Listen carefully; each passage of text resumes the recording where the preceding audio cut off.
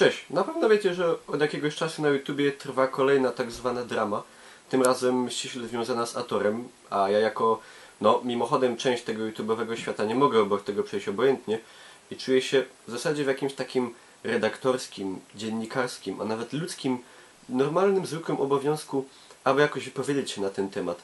Także, co mogę powiedzieć? Nie mam pojęcia, o co chodzi i gówno mnie to interesuje.